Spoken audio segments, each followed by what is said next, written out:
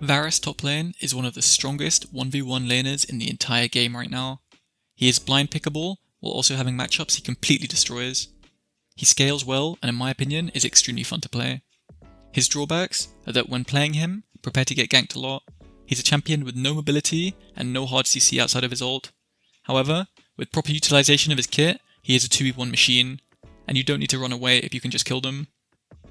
This build and setup is for early game domination, scaling into an unkillable 5k HP mixed damage DPS carry. Runes are the same every game. Grasp with precision. Adjust the defensive shard at the bottom to armor or MR based on the matchup. If you're in a range matchup where you can't get use out of Grasp, PTA is a fine alternative. Sums are Flash, plus your preferred choice of TP, Ghost or Barrier. Personally, I think Ghost is the best. Ability order is always W, then Q, then E. The item build is as follows: D-Blade into Cull, then Berserker Greaves, Heartsteel, Wits End as standard or Bork if they're very tanky, into tank and or bruiser items depending on the game state. His abilities are simple. His passive gives you attack speed when you kill a unit. You will almost permanently have this buff during the lane phase. His W is the main part of his kit for top lane. It gives on-hit damage with rank and applies stacks of blight per auto, up to 3. You can detonate the blight by hitting his other abilities to deal percentage max HP damage per stack and refund a percentage of your basic ability cooldowns. It also has an active, causing your next Q to deal bonus execute damage. His E is an AoE slow. It applies grievous wounds, which is nice, so you never have to buy it. His Q is a long range arrow skill shot, which gains range as you charge it. The important thing to know is that charging Q increases its own damage, the W active execute damage, and the blight detonation damage. So you have to decide based on the situation to tap Q so you can keep autoing, or to charge Q for a bigger burst. His ult is a line skill shot that roots the first target and automatically applies 3 blight stacks to them over 1.5 seconds. The root can spread to nearby enemies after, though this is not something I utilize often.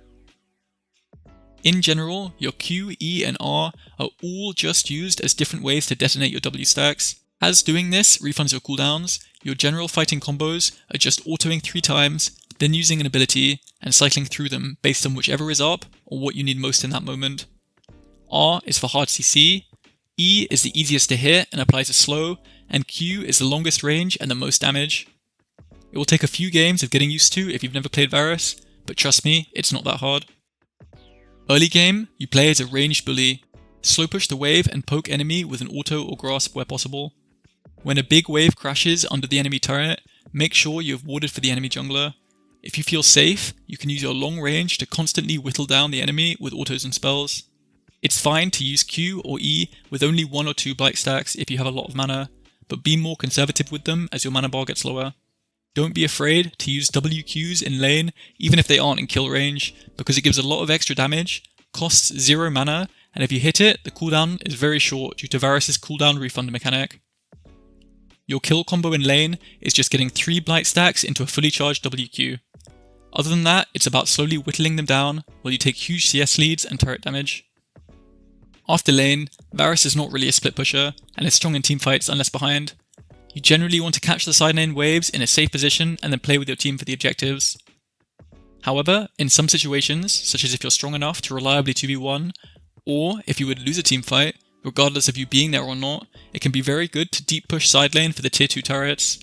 You can take the turrets fast with Demolish, and even if you get collapsed on, you should be able to get the wave, map pressure for your team, and several heartsteel stacks before you die.